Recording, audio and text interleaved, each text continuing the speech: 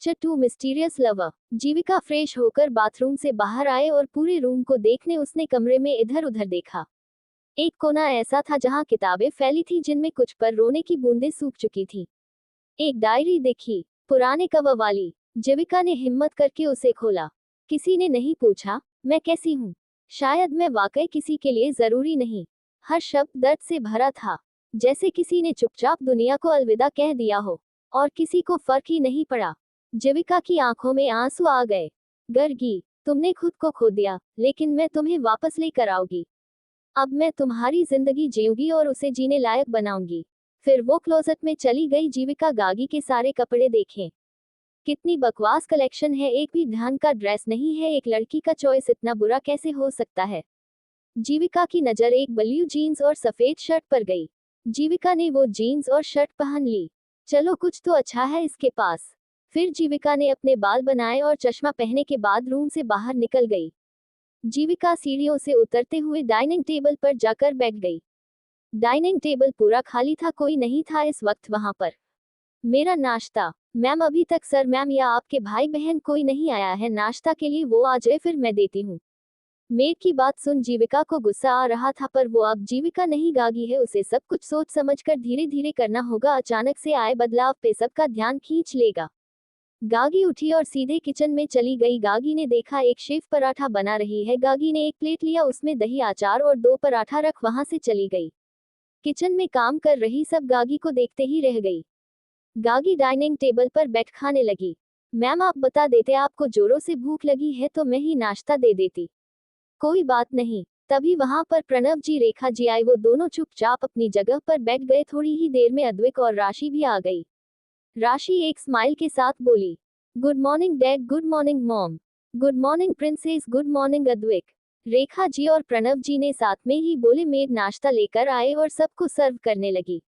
गागी, तुमने किसी को विश नहीं किया और हमारे आने से पहले ही खाना खाने लगी। आज से पहले तुमने ऐसा नहीं किया, चाहे तुम्हें कितना भी भूख लगी हो, हम सबके आने के बाद ही तुम खाती थी। राशि ने कहा, हाँ मुझे कुछ काम से बाहर जाना है और भूख भी लगी थी तो खा लिया। गागी इतना बोल अपना बैग उठा वहां से चली गई। गागी घर से निकल के सबसे पहले वो मॉल गई। बहुत सारे शॉपिंग करने के बाद वो पार्लर गई। गागी ने अपना लुक पूरी तरह से बदल दी। उसने चश्मा की जगह लेंस लगाए। चलो एक बात तो अच्छी है कि इसके परिवार वाले इसे पैसे तो देते हैं। गागी ने रेस्टोरेंट में खाना खाया और फिर घर चली गई। घर में इस वक्त कोई नहीं था। वो अपने रूम में गई और रूम वार्डरोब को एक नया लुक दे दिया। अब तक रात हो गई थी। गागी ने खाना अपने रूम में खाए और सो गई। अगली सुबह legacy crown school and college शहर का सबसे मशहूर स्कूल और कॉलेज है। इस स्कूल में अपने बच्चों को पढ़ना हर माँ बाप का सपना है, पर इस स्कूल में सिर्फ पॉलिटिशियन, बिजनेसमैन, एक्टर, डायरेक्ट या सेलिब्रिटी के बच्चे ही पढ़ सकते हैं। पर हर साल पूरे शहर में टॉप करने वाले दूसरे स्कूल के बच्चे को स्कॉलरशिप दिया जाता है। स्कूल गेट से 4 बाइक फुल स्पीड से अंदर आई। बाइक की स्पीड देख बाकी स्टूडेंट जल्दी से रास्ते से हट गए। वो बाइक आगे जाकर रुकी और बाइक पर बैठे लड़के ने अपना हेलमेट उतारा। तभी किसी ने उस लड़के से कहा, क्या यार शौर्य, इस बार भी तूने हमें हरा दिया। तुम्हें तो पता ही है नील, मुझे जीतने की आदत है। शौर्य ने कहा और वहां से अपने क्लास की ओर चला गया। उसके पीछे उसके दोस्त भी चले गए। ये है शौर्य रघुवंशी, उम्र 18 साल, गागी की ही कक्षा में पढ़ता है, स्कूल टॉपर है। शौर्य को जीतने का जुनून है, चाहे पढ़ाई हो, खेल हो या जिंदगी का कोई और मैदान। पूरा स्कूल उस पर फिदा है। वो हर किसी का क्रश है। गागी ने भी उसी को प्रपोज किया था।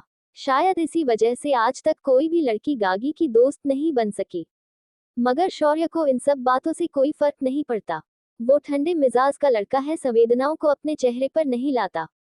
दोस्तों के अलावा किसी से ज्यादा घुलता मिलता भी नहीं। शौर्य रोज की तरह दोस्तों के साथ क्लास में आया और अपने बेंच पर जाकर चुपचाप बैठ गया।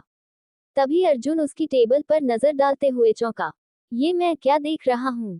अर्जुन ने चुटकी ली। आज शौर्य का टेबल एकदम खाली है। तुम्हारी वो मिस्टीरियस लवर आज कुछ छोड़कर नहीं गई। पिछले 2 साल से रोज कुछ न कुछ तो होता था, कभी फूल, कभी चॉकलेट, कभी लंच बॉक्स। हाँ यार, अजीब बात है। धारा ने सहमति में सिर हिलाया। बेचारी थक गई होगी, देवेश ने हंसते हुए कहा। वन साइडेड प्यार भी कितने दिन चलेगा। अब शायद मूव ऑन कर गई हो। देवेश की बात पर शौर्य के चेहरे पर कोई प्रतिक्रिया नहीं आई, मगर भीतर कुछ हिल गया। उसे अच्छा नहीं लगा। उसे आदत हो गई थी हर सुबह अपने डेस्क पर कुछ न कुछ मिलने की। भले ही वो सब चीजें बाद में फेंक देता था, मगर उस उम्मीद का एहसास, वो अब आदत बन चुका था।